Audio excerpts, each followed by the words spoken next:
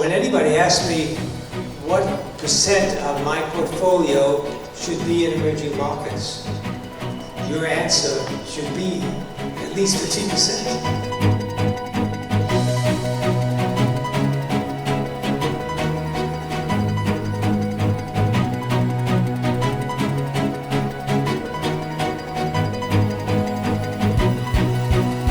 Emerging markets in 1987, when we started investing, were closed. Most of the markets were closed. Taiwan was closed, and we had only 6 markets in which we could invest. There was only Mexico, Hong Kong, Philippines, Thailand, Malaysia, and Indonesia. That was the only markets that we could invest in.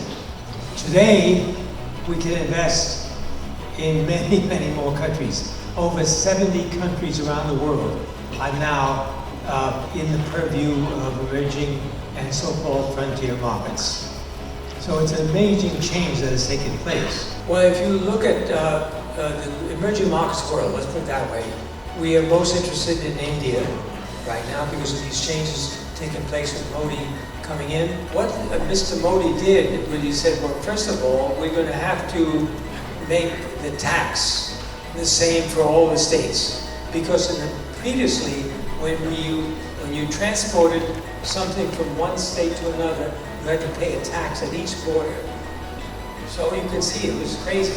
And that's one of the first things he did, the GST, the general tax, general consumer tax, the sales tax that he introduced. So he is taking measures to unify the country and create reform, to reduce the bureaucracy in the country, which is a big problem. So the potential there is very good, and I think Modi is going to be introducing more and more reforms.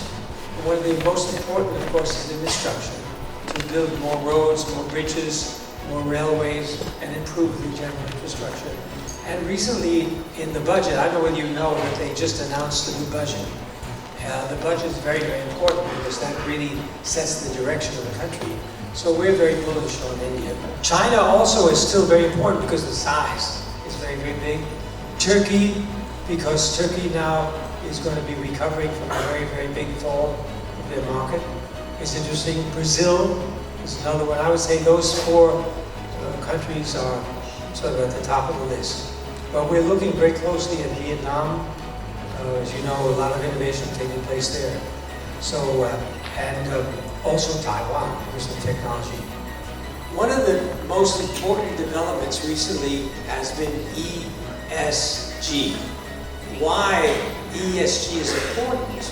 Because the risk is lower. So, for example, let's say a company in the mining industry, the 2 companies.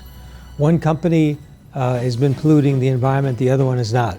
Very often, a company that's paying attention to the environment is more efficient and better run. You know, the governance is better. What we're particularly interested in is not those companies that already have a high score, but those companies that could have a high score if they made improvements.